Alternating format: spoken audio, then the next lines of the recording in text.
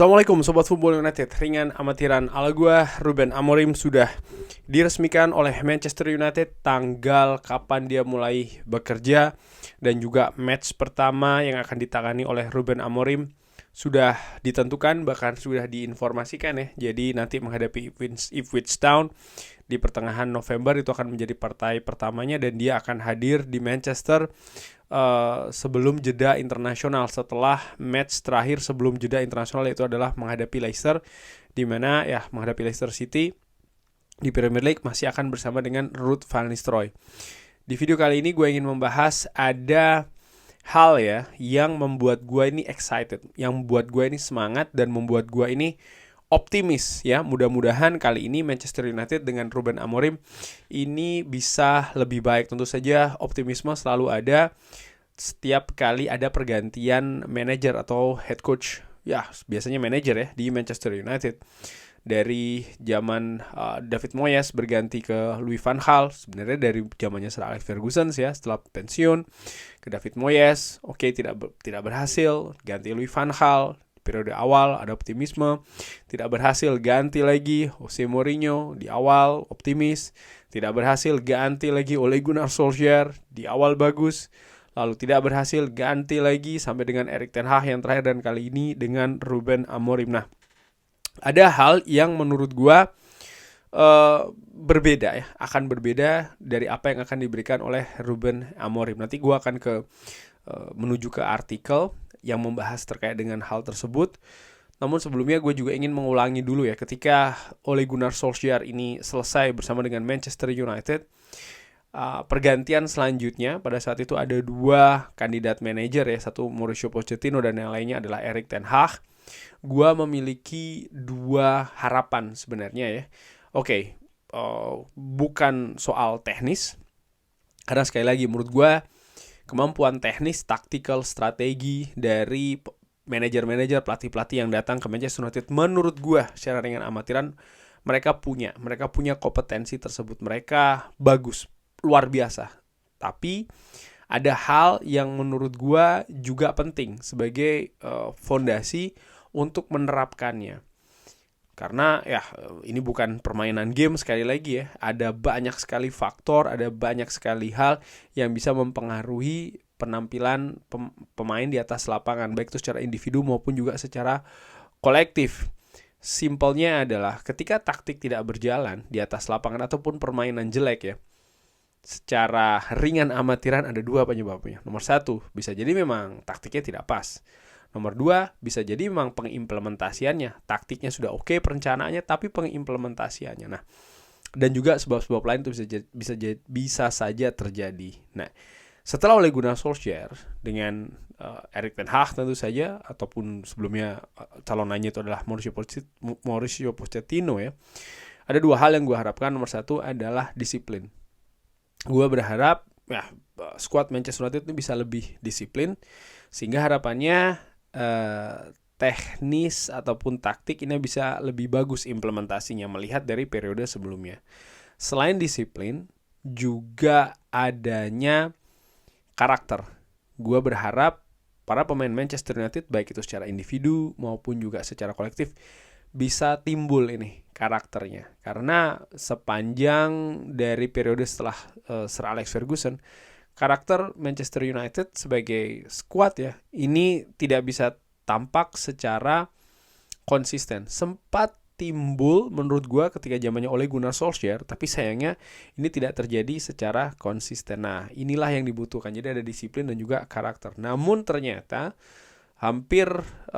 setelah 2 musim memasuki musim ketiga, hal yang gue harapkan dari faktor disiplin dan juga karakter ini masih belum bisa muncul bersama dengan Erik ten Hag.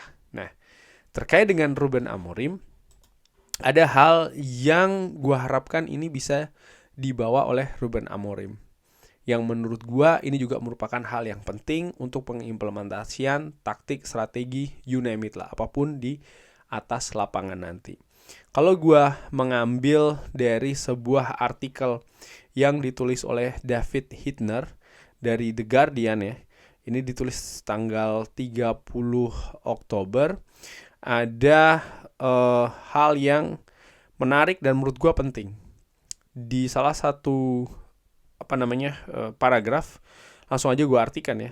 Dia menulis kalau Amorim ini telah membangun reputasinya dengan gaya man manajemennya. Bagaimana dia memiliki kemampuan untuk menghubungkan para pemainnya dan sangat dekat dengan mereka, tapi tidak terlalu dekat. Dia tahu kapan harus melakukan batasan, kapan harus menjadi seorang teman, kapan harus menjadi bos. Dia memiliki banyak anggota ya di dressing room dalam penempatannya, dan dia akan melakukannya dengan sangat mudah dan juga tanpa keraguan. Bagaimana kekuatan lain dari Ruben Amorim adalah personalitinya dan juga karismanya.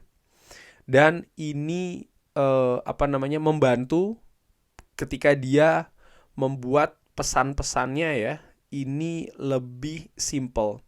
Dia tahu apa yang dia inginkan. Di Sporting dia sangat cepat ya untuk bisa menerapkan 3-4-3.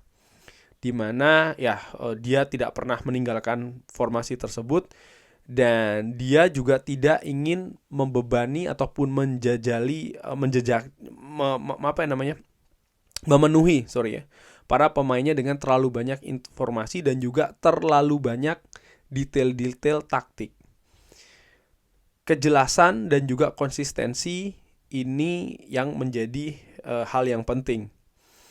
Dan idenya adalah untuk melatih hal yang spesifik secara terus-menerus. Kemampuan skill komunikasi kepada media juga merupakan hal yang bagus dari Amorim yang mungkin tidak dimiliki oleh Erik ten Hag, dan ini juga memberikan bagian yang besar dalam perannya. Jadi kalau gue lihat ya bagaimana Erik ten Hag memang dari sisi komunikasi ini meragukan. Dari sisi bahasa misalnya ya, kalau gue dengarkan dia dan gue bandingkan dengan pelatih lain asal Belanda misalnya Arne Slot yang gue nilai lebih luas, lebih lancar bahasanya, ini bisa jadi salah satu kendala dalam mengkomunikasikan apa yang ada atau ide-idenya terkait dengan taktik, strategi di atas lapangan kepada pemainnya, sehingga implementasinya pun juga berbeda. Lalu bagaimana karisma, ini juga menurut gue Erik ten Hag ini terlalu kaku. Sementara Ruben Amorim yang berasal dari Eropa bagian selatan ya, ini memiliki gaya yang mungkin lebih fleksibel. Sehingga sekali lagi nih, ini yang bisa mempengaruhi nantinya pengimplementasian taktik di atas lapangan. Gaya manajemen yang berbeda.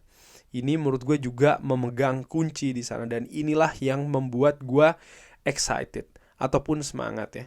Karena gue menilai ya ketika head coach, dalam hal ini manajer dari Manchester United Ruben Amorim yang baru ya, dia memiliki karisma yang bagus, dia memiliki cara untuk menguasai dressing room, dia memiliki skill komunikasi yang bagus, dia tahu bagaimana menempatkan dirinya ya dengan para pemainnya di dressing room.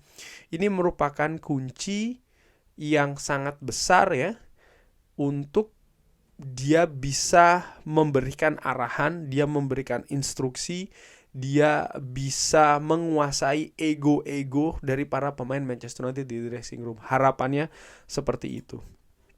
Kalau gua ke artikel lain ini ataupun juga sempat dikatakan oleh koleganya, salah satu koleganya ya, merupakan ahli sepak bola Portugal. Dia mengatakan, sebentar gue ingin mengutip nih siapa yang mengatakan ya. Kalau gue ambil dari salah satu media juga atau langsung saja yang mengatakan hal ini, yaitu adalah sebentar gue sedang ya, dia mengatakan bahwa ini dirahasiakan ya namanya, yang memberikan informasi terkait dengan Tom Kundert. Tom Kundert ini merupakan ahli sepak bola Portugal, mengatakan bahwa Ruben Amorim ini adalah komunikator yang sangat brilian. Jadi poin kuatnya adalah dia seorang komunikator yang brilian. Dia juga sangat terbuka dalam konferensi pers dan dia sangat senang untuk merespon semua pertanyaan, walaupun juga pertanyaan-pertanyaan yang tidak penting ya. Dan selama 5 tahun sebagai seorang pelatih, saya tidak pernah ingat ya bagaimana dia ini mengkritik pemainnya di depan publik. Dan dia juga menyebutkan kalau dia tidak pernah mengingat kalau ada berita tentang ada pemain yang tidak happy dengan Ruben Amorim. Ketika ada hal yang tidak bagus dengan Sporting ya, dan tidak terjadi cukup banyak di bawah Amorim, dia selalu merubah fokusnya ke dirinya. Dia akan mengatakan sesuatu seperti kita kalah karena Sporting memiliki seorang pelatih yang tidak memiliki pengalaman dan masih belajar. Dan itu yang membuat kesalahan hari ini. Jadi dia gayanya dia seperti itu di konferensi pers. Artinya dia tahu betul bagaimana menempatkan dalam situasi-situasi tertentu. Dan sekali lagi menurut gue ini bisa jadi yang menjadi pembeda besar antara Ruben Amorim dan Erik ten Hag. Gue tidak akan terlalu berbicara terkait dengan teknis, taktik, strategi, karena menurut gue semua nama-nama yang datang ke Manchester United, Ruben Amorim, Erik ten Hag, Ole Gunnar Solskjaer, Jose Mourinho, Louis van Gaal, David Moyes, mereka semua punya kompetensi teknis. Dan itu sudah ditunjukkan pengalaman-pengalamannya di klub-klub sebelumnya. Hanya saja di Manchester United ini situasinya berbeda. Keadaannya berbeda dan membutuhkan juga cara berbeda. Gue ulangi tadi di awal, gue katakan cara berbeda. Tadi gue pikir adalah bagaimana untuk bisa membuat tim ini secara teknis bisa mengimplementasikan taktik strategi dengan bagus adalah dengan disiplin dan juga dengan karakter. Tapi nampaknya itu juga butuh hal-hal lain. Dan dengan kemampuan komunikasi yang bagus, pendekatan yang bagus, man-to-man management yang bagus, gue harapkan Manchester United bisa muncul karakternya sehingga bisa mengimplementasikan kemampuan teknis dengan bagus. Sebelum gue tutup video ini, gue sering katakan ya, kunci terbesar dari Sir Alex Ferguson selama 26 tahun di Manchester United sebagai manajer, menurut gue bukan sekedar kemampuan teknis atau taktik strategi semata, tapi bagaimana kemampuan man-to-man management dari Sir Alex Ferguson yang excellent menurut gue. Dia tahu bagaimana memperlakukan para pemainnya dengan karakter yang berbeda-beda, dengan gaya yang berbeda-beda, dengan personality yang berbeda-beda. Dia tahu bagaimana caranya. Dan itu merupakan kekuatan dari Sir Alex Ferguson yang akhirnya bisa membuat Manchester United ini berjaya ya selama 26 tahun dia di Manchester. Dan kali ini gue melihat, mudah-mudahan gue betul ya, dan gue harapkan gue betul, gue melihat itu ada pada Ruben Amorim. Kita lihat, mudah-mudahan ini bisa terjadi. Tapi bagaimana menurut Sobat Football United? Sekali lagi silahkan drop di kolom komen. Terima kasih sudah menyaksikan. Jangan lupa like, share, dan juga subscribe. Wassalamualaikum warahmatullahi wabarakatuh. Thank you.